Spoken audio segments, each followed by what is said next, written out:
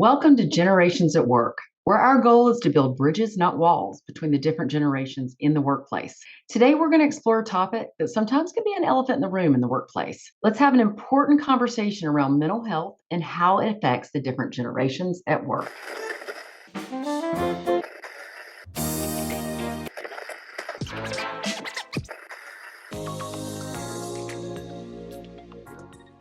Before we get started, if you're interested in learning more about how to lead the different generations in the workplace, or perhaps you want a workshop or a coaching for your team to raise the leadership lid of your organization, please visit maxwellleadership.com/generations at work. We've also have an added value to you. We've created a downloadable free Generations at Work playbook that you can also access at maxwellleadership.com/generations at work. I'm your host, Susan Davis, and with me today, our generational expert, Dr. Tim Elmore, an international speaker and author of over 35 best-selling titles. Tim is an expert in equipping leaders to engage young team members and lead multiple generations in the workplace. He's the author of A New Kind of Diversity, Making Your Different Generations on Your Team a Competitive Advantage. And you can pick that book up at maxwellleadership.com. And that's really what we want to talk about in this podcast. How do we make your teams a competitive advantage? Welcome, Tim. Thank you, Susan. It's always good to be with you. And Absolutely. Well, I'm excited there. Yeah. about this topic today because sometimes this topic is an elephant in the room. It really is. Yeah. In fact, I would say it's not only something we're not quite sure how to talk about, it's especially true between generations. Olders tend to stereotype the young as, gosh, you wimps, come on, suck it up, buttercup, that sort of thing. And yet the younger, who are really genuinely struggling sometimes with mental health issues, are not feeling safe to bring it up. So I'm glad you're hosting this, Susan. I'm looking forward to the conversation. Yeah, it's been one of those things that it's been a taboo, if you will, in the workplace. And there's this stigma around mental health that, let's not talk about it so that people then don't go seek or get guidance. I do feel like there's been a shift in perspective, and I really want to talk about that today, and understanding that mental health is just as important as physical health. In fact, mental health is increasingly viewed as critical to organization success and increased productivity and morale and overall performance. So I really want to get your expertise and how has over the time, and especially during your research, how have the views on mental health in the workplace evolved over time? And how do they change with each generation? Yeah, well, just like I hinted at before, I think older generations would look at it a little differently. And I'm one of them, need to kind of upgrade and update our view of this, that it isn't just a lack of grit. Sometimes it is, but a lot of times it's not. So I think the first step we need to take, Susan, this is just me, but I think we need to I think we need to realize this is a thing. Mm. I would even admit, as recent as 25 years ago, I was leading a new organization and I just thought, man, let's go, let's get to work. And of course, I had been mentored by John C. Maxwell, Mhm. who's Mr. Positive, and you don't bring a problem unless you have a solution, and you don't tell him you're depressed. I'm kidding, but you know what I'm saying. It's like, okay, Absolutely. let's just keep a good attitude here. So let me share some data that might be a little wake-up call to listeners. Okay. The latest data from the Department of Health and Human Services tells us 76%, that's 3 out of 4, of US workers reported at least one symptom of a mental health condition. 84%, 8 out of 10, of respondents said their workplace conditions have contributed to at least one mental health Mm. problem that they've got. And 81%, 8 out of 10, are saying they're going to be looking for workplaces that better foster good mental health. So if it's not on the radar, we need to make sure it is, regardless of your perspective or worldview or keep a good attitude mindset. We've got to realize this is a thing for many, many people. And I do think there are people that still think it's not. I was with a team not long ago, and we brought up mental health, and people were like, "Well, that's not really a big issue." And one of the gentlemen raised his hand and he said, "I had someone last week tell me they wanted to commit suicide Yeah. as a manager." And Yeah. so it is out there. It is definitely out there, and something that as leaders we have to be aware of. Do you think there's mental health challenges? Do you think they're different among the different generations? Yeah, I do. I think we may struggle with anxiety, let's say, maybe even an anxiety disorder, but it might be for different reasons. So, listeners, think with Susan and I for just a minute. Boomers were the first generation where psychologists became an actual industry. There were research psychologists before and certainly therapists, but it Mm, wasn't seen as a viable place where you'd spend your career. We began to talk about mental health as a young career person for me as a boomer. But boomers were likely raised by builders or the silent generation who felt like you're going to a therapist. What you want to see a shrink something's before wrong. you Something's wrong. going to a shrink, that sort of thing. So that's just for crazy people. That was kind of the mindset. So Mhm. we pretty much pushed it under the rug for decades. Xers, Susan, this is yours, so you may want to add your comments here, Mhm. but they're often seen as a forgotten generation, Mhm. sandwiched between maybe young adult children who are still needing their help, but aging parents who might still need their help. So their anxiety might surround, I feel like I'm caretaking for both Yes. sides, and they may not feel like they've got permission to even take a day, Mhm. PTO day. Just you want to comment since Yeah, this is I kind do of your think generation?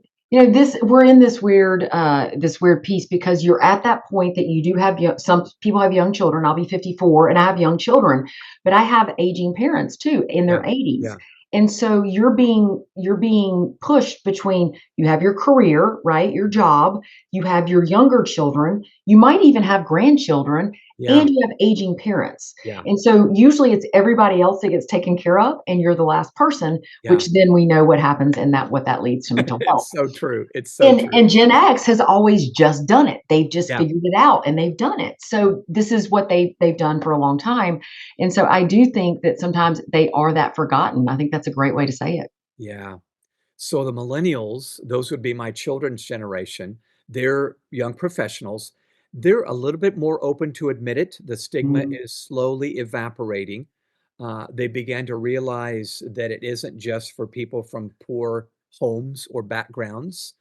Both of my kids have struggled with mental health issues, mhm. and I think we got a relatively healthy home right now. Two parents, lots of food, plenty of clothes, but it really was has been a difficult challenge for them. Thankfully, the stigma seems to be exiting. And then Gen Zers, real quick, the majority of Gen Zers would say they are struggling. Mm, Get this, 82%, according to a Barna Research survey, 82% of Gen Zers say they've suffered from at least one trauma. Now, for some, it might be COVID. It might be, mhm, the pandemic and they were coming of age, but it might be a dysfunctional parent or an abusive uncle or something that's much more prevalent today.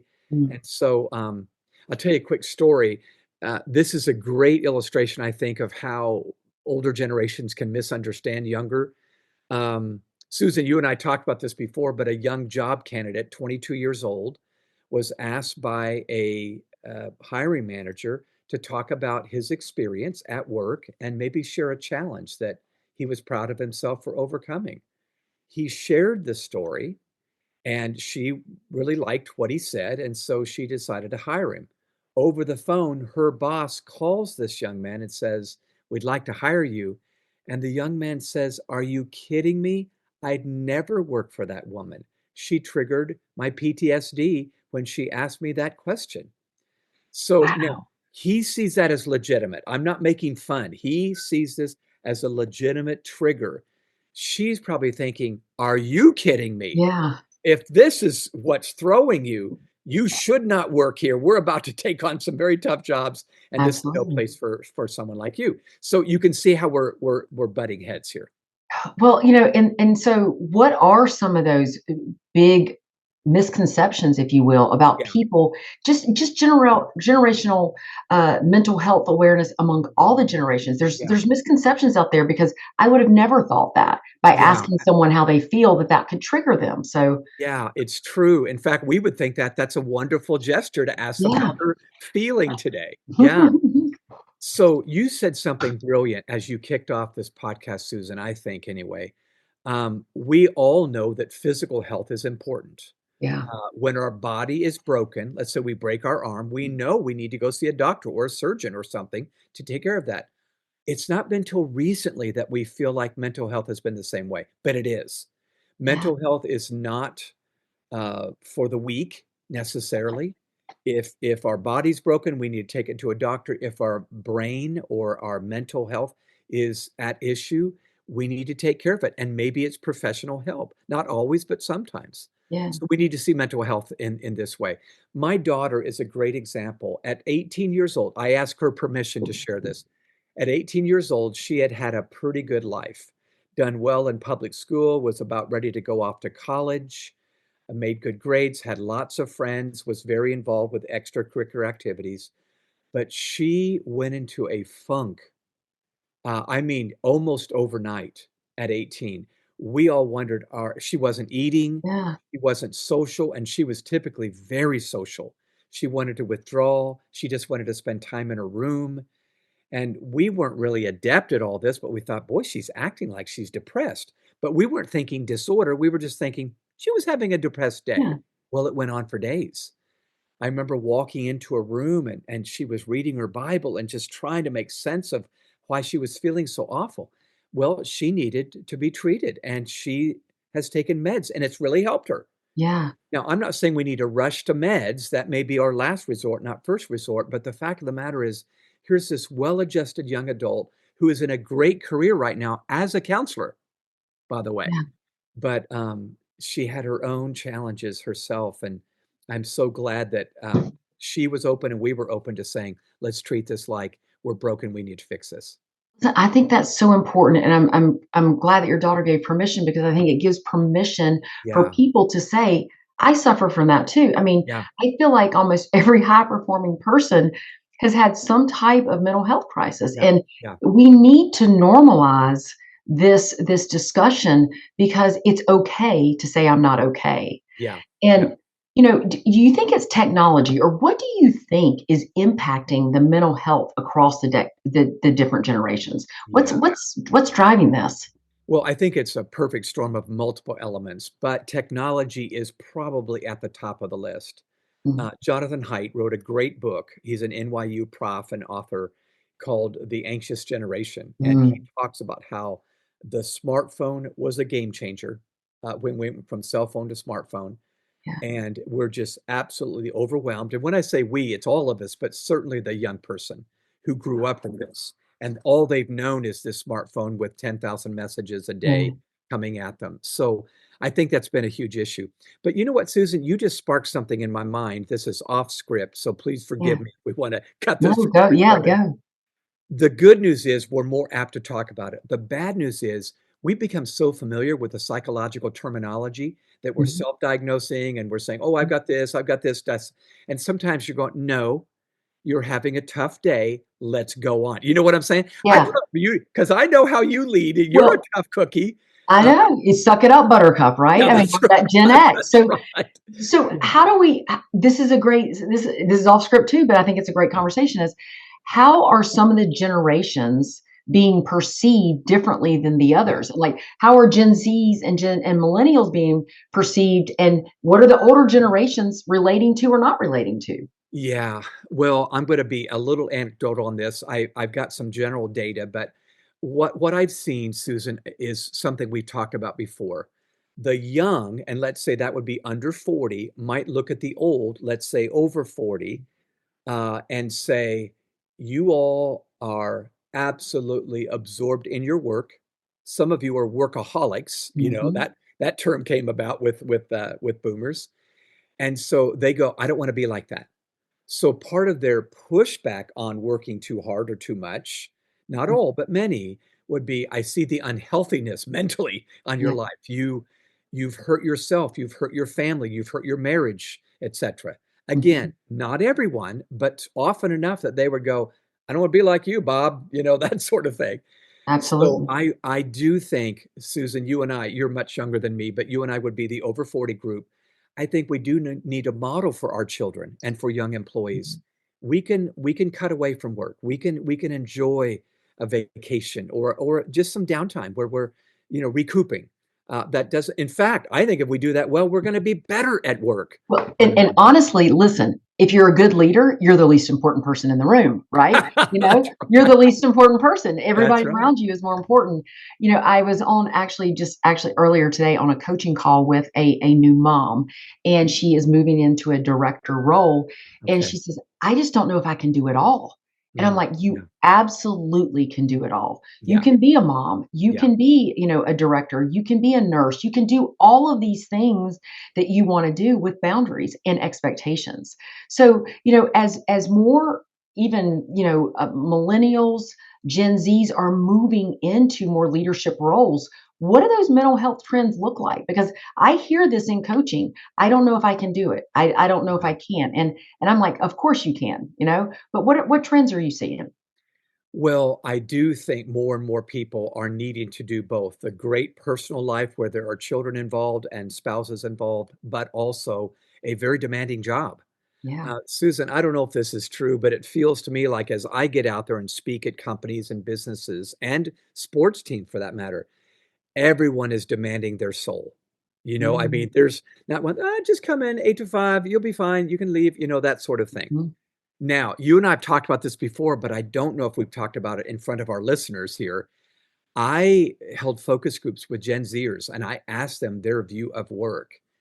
And they said, I think my boss looks at me in a judgmental way because I leave right at 5. And they're going, why do you leave right at 5? Or do you not care about your job? And the Gen Zers sometimes says, oh, I do, sir, but I leave at 5 because I've got a side hustle. This Yeah. job doesn't That's pay me wild. enough to cover my expenses. I have 3 jobs.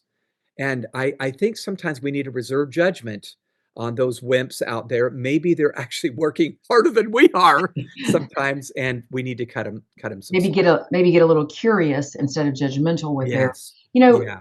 when you say that, do you think there's some generational blind spots when we talk about burnout, emotional Yeah. fatigue, the things that we're seeing right now in the workforce? Do you think there's generational blind spots? Maybe that's one of them. Yeah, I do. I sure do. Typically, for centuries, dating clear back to Socrates and Plato, Mm, adults have felt like the kids of their generation are lazy slackers, they're disrespectful to parents, they're not going to make it. And then, of course, they do. Now, I will say this. Let me share a quick story, Susan, because I think this might be helpful. yes. I mean what I just said. Thousands of years of adults have said the next gen is going to ruin life. They're going to ruin the world. And then, of course, they became the adults who say it about the very next generation. Next generation, yeah. I had a university professor approach me after I talked about young adults and Gen Z specifically. And he said, haven't we always said, kids today, kids today, kids today? And yet, look at us. We turned out okay. Mhm. And I said, I agree with you on your first statement. I don't agree on the second one. Ooh. And he looked at me puzzled. And I said, this is just me, but you're right. We have said forever and ever and ever, kids today, kids today. Are they going to make it? But you just said, look at us. We turned out okay. Did we really? We're Mm, wrestling with good. mental health issues. And on top of that, I think we diluted what okay looks like. We're not able to balance family budgets. We're not able to balance a federal budget. Mm. Divorce rates are super high. And I know sometimes divorces are necessary, but I'm just saying, do we just lower the bar? Or do we say, maybe we aren't, and let's get better, let's get healthy? And that's what I would love to encourage our listeners to do is take another look at your workplace and say, do we need to take some steps, not just in revenue and productivity, but are we creating a healthy and safe place for our people to flourish personally as well as professionally? Well, which makes me think about, while we move so fast, sometimes we have to slow down in order to speed up. Yeah, And if that's we're right. if we're correlating mental health with profits and retention rates, and we're going so fast, and Yeah, then we wonder why our profits or our retention rates are down. yeah, We talked a lot about mental health here, but let's kind of shift and say, what can we do about it as leaders in this workforce? What are some things that leaders oftentimes miss when it comes to supporting mental health, especially yeah. of the many generations? And should they be looking at different things for different generations? Yeah, I do think so. In fact, let me touch on that real quick and then you can volley back. Yeah. The first and foremost thing that I'm going to say is something we said before, but it probably bears repeating. I think we need to keep hearing it and hearing it. I know I do. We've got to begin our leadership journey with others with empathy. Mm, Meaning, I probably don't understand everything about their life like I think I do when I stereotyped that 22-year-old yesterday. mhm, I probably need to listen and so forth. So I think we need to start with empathy. Certainly, we need to get to resilience and resourcefulness and grit, but I think we need to start with empathy. So, listeners, think about the 5 generations that might be at your workplace. Even let's just take the most popular 4 that I think we're short of time here. So let's start with the baby boomers. They're at retirement age or near it or beyond it. So boomers, think about it right now. If you're leading a baby boomer, they're very likely thinking about retirement savings or lack mhm, thereof. And with the very uncertain economy right now and the tariffs and everything else, which we don't know how that's going to turn out, they may be worrying about their ability to retire. Maybe they need to mhm, push it back 2 years and push that trip further back into their retirement years. They're also feeling, many, not all, they're feeling irrelevant sometimes. mhm. I am That's 65 the and maybe worst. even had that feeling of, am I relevant now? I look at the young team members under me and, or not Mhm, under me, but who work alongside me, and I'm going, you're going to pass me up here. And I mhm. want that. But there's that internal feeling of, am I even relevant? Am I a dinosaur on the Yeah. job? So just know if you're leading boomers, that might be crossing their mind and Mm. they're just not willing to That say it. vulnerability is hard. It's hard. Gen Xers. Mhm. Yeah, it is. It really is. Okay, I'm going All to talk right. about Gen X and then I got to have you weigh in on this one. So when I did focus groups, Susan, with Gen Xers, I just fell in love with you all We're great. I mean, because we're a great generation. you are great We're and so great. humble too. Yes. Yes. Um, so Gen Xers often don't get spoken to. It's the millennials who are gigantic and the boomers who are gigantic as a generation. But Gen Xers, again, may feel like a sandwich generation where they're caring for both sides. And you are, Susan, you're caring for both sides and yourself and the work you're doing. Often caregivers. Burnout can be a huge problem with Gen Xers because they're so oftentimes so responsible. They're going, I dare not leave early. I got to finish this job. And I love that responsibility. I want to hire everybody that with that spirit. But you and I both know sometimes the right thing to do. Maybe it's 8 o'clock. I need to go home. I Um, need to get a good night's rest. I'll pick it back up tomorrow morning. Weigh in on this. You're part of that generation. Gosh, this one's tough for me. Work ethic is there definitely, Yeah. but also I would not discount the fact that older Gen Xers are also starting to think, "Am I going to become irrelevant?" Yeah. You Yeah. know, you're getting to that point where we are a smaller generation, and now that there's 75% of the workforce are millennials and Gen Yeah. Zers, Yeah. I'm 54, Tim. Yeah. That's Yeah. less than 10 years of retirement. And in my head, I'm thinking, am I leaving a legacy? Am I Yeah. significant? Am I being significant or just Yeah. successful? Yeah. Am I doing the right things? And it's almost a panicked feeling. And at the Yeah. same time, feeling guilty that I'm not at home, that I'm not taking care or calling my parents enough or my Yes. or my Yes. mother or Yeah. maybe some still have grandparents, right? And you're trying to be everything to everybody. And the next thing you turn around and you're like, what just happened to me? Yeah. Yeah. And It's so and true. it happens because you are still fighting to say, "Hey, I am relevant, but Yeah. gosh, I have less than 10 years before retirement." Yeah. Yeah. And the one thing that I really encourage people, we talk about this as level 2 leadership, is relationships are the foundation. So if you can create those relationships with Yeah. people, Yeah. they will speak to you about it. Yes. I They agree. will come to you and talk about it. I recently had this conversation with my leader. I don't want you to think I can't do my job. I'm just overwhelmed right Yeah. now. Yeah. He's like, Yeah. I already know that. I already know Yeah. that. You've got a lot going on, and you're Yeah. doing a great job. But Yeah. I think we have to get this culture where people feel safe about it. And Gen Xers, I mean, we are being pulled in so Yeah. many directions, Yeah. especially those of us that started with kids later in life. But some of them have grandparents or grandparents, and they're raising their grandkids. Yeah. Yeah. I have a client right now that she is raising 2 grandkids Yeah. and trying to be in a new role at work, and she's feeling irrelevant. Yeah. So Yeah. It those things happens. happen. Well, I'm going to say something to you now, and everybody else can listen in. I know that's not easy for you to say, I'm Yeah. overwhelmed because you're such a hard worker. The last thing you want to do is cry uncle. You can't do Mhm. this. And I'm so glad you heard, of course, it's okay. Yeah. I know it. you know? Secondly, I need to say, even though you're 54, you look Oh, 34. Can I just say that love for it, love it, the love airwaves? it. Yes. Okay. All right, let's move on to millennials. Okay. Millennials are the largest generation in the workforce. We have made mention of that already, but Yes. if you're still throwing millennials under the bus, Mr. Supervisor, Better manager, you stop. better stop that. Um, Oftentimes, millennials will be struggling with, I feel behind. My mom and dad at my age were owning a house and, 3 cars or whatever, whatever. And I'm just saying, with my 2 millennial kids, they both have felt that. I Mm, remember just a few years ago, my daughter Bethany, who was in her early 30s at the time, said to me, "Dad, am I ever going to be able to afford a home?" And I couldn't say, of course, I couldn't say don't that. know. Yeah. Now the good news is 3 or 4 years later, she has got a townhome. She and her husband have one, and it's so cool. Yeah. But I'm telling you, they're wondering, will I be able to do the things mom and dad did? And Mhm. that's scary to them. Yeah. They were told all their life they're full of potential, they're awesome, they're amazing, and now they're not feeling too amazing at 35 sometimes. So we just need to know. Oftentimes they're burdened with credit card debt because they got that credit card in college, which mom and dad said, don't do that, but And they they did do. it. And now they have huge credit card debt, maybe What tuition. about school loans, tuition loans? Yeah, that's right. And that's going to come up with Gen Z as well. Um, Wage stagnation.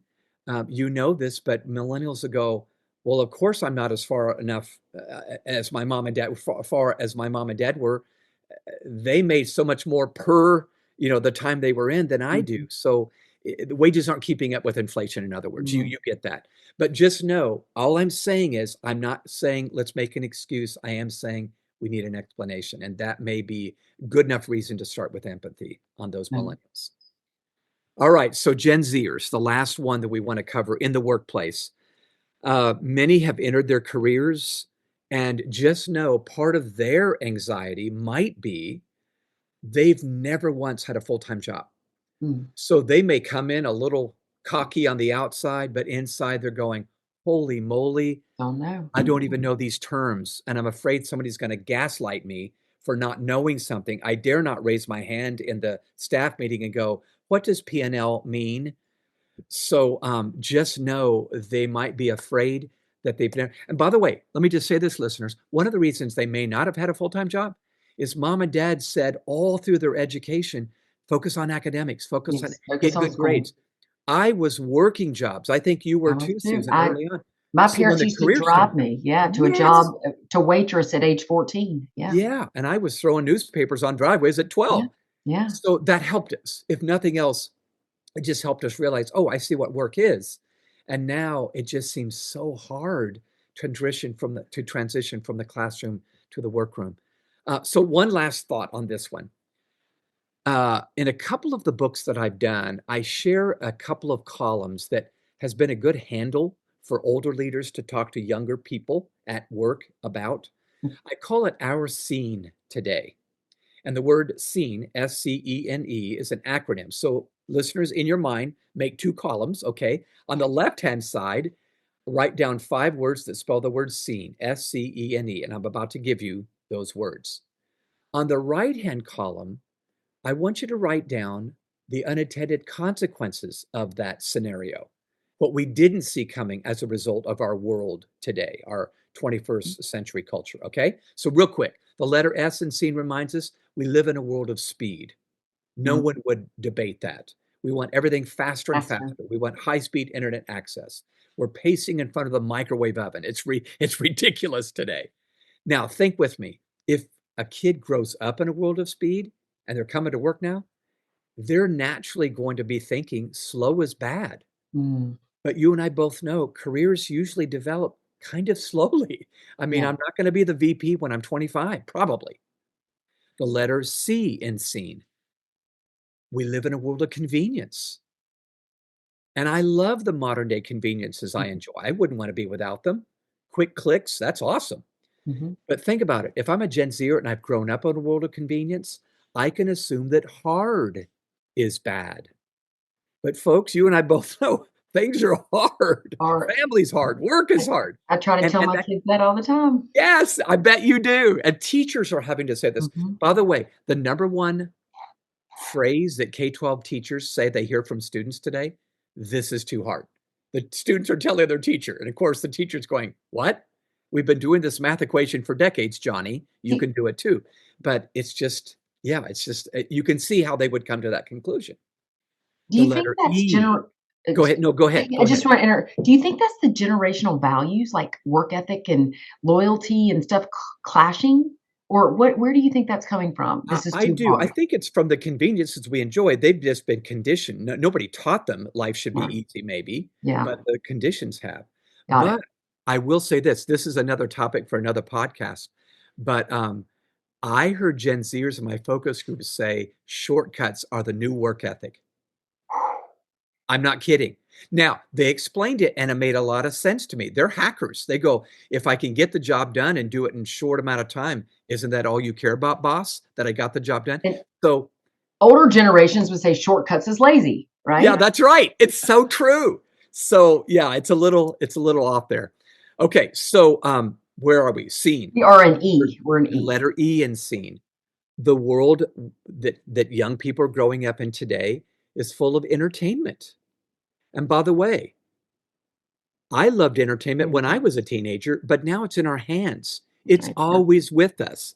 If we're waiting in line at a store, we're pulling out the smartphone, looking at ESPN, email, notifications. Yes. But think about it. If I'm growing up in this world of entertainment, I can assume that boring is bad. Boring is bad. I tell Now, my daughter. I tell I'll my daughter admit when all I the was time. 18, I didn't like boring either. But here's what we know now that we didn't know when I was 18. Neuroscientists tell us that our brains actually need boredom. Mm, They say it's in times of boredom that we develop creativity and empathy for others. But think about it. If we're living in a world of noise and clutter coming at us all the time, I'm not thinking about anybody else. I'm just trying to survive the day. And we don't so need more good. people just trying to survive the day. Okay, I I'm didn't know taking too I long. I'm didn't know so sorry. why. I didn't know why that, but that is so good. My daughter, I'd say the one rule you cannot say is "I'm bored" because I will Yeah, give you something to do. that's right. I did not know that. That's so good. I hope everybody caught that, that we need boredom for creativity and empathy. I Good. bet you're a good mom. Um, okay, the letter N. By and large, with some exceptions, in middle class America, young people are growing up today in a world of nurture. We want Mm, to keep them safe and nurtured, and you're wonderful. And you know that we naturally do that as moms and dads and teachers and coaches.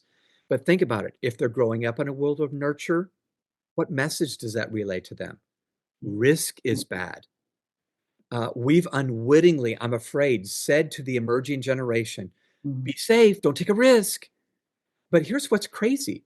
72% of high schoolers in America want to be an entrepreneur, but doesn't that connote taking a little risk? You bet mm. it does. So it's going to be a clash, I'm afraid, unless we teach them. John Maxwell says it best, fail forward.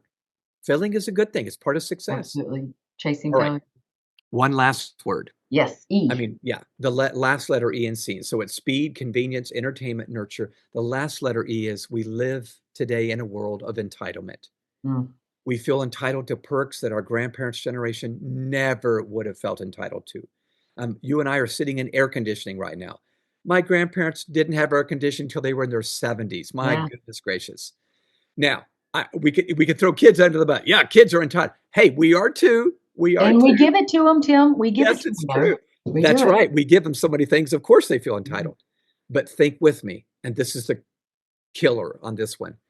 If they grow up in a world of entitlement, that mm, we did this, it's easy for them to assume that labor is bad. I shouldn't have to work for this. This should be part mm. of the package, part Easier. of the perk, part of the program, part of the scholarship. And I'm telling you, I don't fault the kids for this. I'm saying, what the heck did we do? We raised them in a world of this. Steve Jobs, Bill Gates, you and I, we all made this world. So Yeah. now we're going to have to intentionally. Here's my point in saying all this. When I look at those unintended consequences, slow, hard, boring, risk, and labor, it dawned on me when I first wrote this out. Aren't those the very elements that grow me into a good worker? When It, things are a struggle and it's a little hard and it doesn't go very fast? You bet it does. So we've got to intentionally build that in the next generation mm, so that they're ready, so that your daughter shows up at work so far ahead of her peers because she had a mama that said, sweetheart, it's going to be hard and this is a good Mhm. thing. It's going to be slow and that's a good thing. So anyway, I probably sound like your grandpa right now, No, but I mean, but isn't this the things that built the older generations? And yes, as it is. you've said it before, good economies create what Yeah. bad generation generate, and so it's cyclical. This is all Yeah. coming back around again, and so we need to now build like the builders Yes. and then the boomers. Oh, Yeah. wow. We could sit here for a long time. I love that scene. I had not heard that from you before, so I've taken copious notes here. I love it. Let's land this plane because we could talk forever. If Yeah. you had one piece of advice to give leaders managing multiple generations, and if you're in the workforce, you're managing multiple generations, Yeah. Yeah. what would it be when it comes to mental health? Yeah. Wow. I would say, I'm going to say a few words, but it's one big thought. I would say be real, be vulnerable, be transparent, Mm, and be you. I fully realize that sounds cliche, but I think if bosses are willing to say, wow, this is a tough day, isn't it? Wow, we're going to have to really go out. I think that people are going, oh, thank God. I thought I was the only wimp in the room, that sort of thing. yeah. So when we lead with empathy because we're willing to be transparent, we absolutely, well, the people that we lead are absolutely identifying with us. So I'll tell a quick story that illustrates. Years ago, um, I was talking to a missionary and a clinic. He had gotten his doctorate, PhD and MD. So he thought, I'm fully equipped to go to a tribe in Africa. I'm not even going to mention the nation, but he went over there and built. Man, he raised money for a building and a clinic and everything else. And then on Sunday, he was going to hold church. Well, he got over there and he could not find anybody that was wanting to come to his church. Now, granted, they were black and he was white, but he felt like I'm trying to love them and care for them, and I'm treating them at the clinic, but they weren't showing up on Sunday. Well, about a year passes by, and lo and behold, the son of this missionary doctor passes away, and they couldn't get him to a hospital that had the treatments that Mm, would have cured him. Well, you can imagine this doctor and his wife were both devastated. And the doctor asked some of the people of the village to help, build a casket and bury their son. And when they put this coffin into the ground, the doctor slash preacher motioned to the people to hold off. And he just put his head on the son's coffin and he just began to cry. He just wept. And as you can imagine, it's what we would do with our children if it happened. yeah. Well, one of the villagers got over closer and bent over and looked into the man's face with tears coming down his cheeks. And then he took off and ran back to the village. This is where the story gets kind of powerful. His message back in the village was simply this: the white man, he cries like we do. The next Sunday, the church was full. Mm, But it wasn't because he was a better preacher, better theology, better doctor. It was because they needed to find a leader who could also identify with where they were. mm. So I think this whole mental health thing, maybe that's just a great story to cap it off. We just got to make sure that we're caring for our people, not just for the revenue. And I think that's going to be a turn for the better. Yeah. And Tim, what a great story to end on. And that's one reasons we formed this podcast, where our goal is to build the bridges, not the walls in the workplace, develop leaders to become better leaders to the multi generations.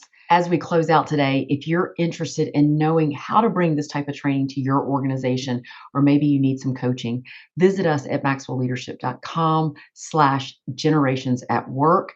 You can also download a free Generations at Work playbook. And we appreciate you being here with us today on the podcast, Generations at Work. And we will see you next time. Thanks, guys.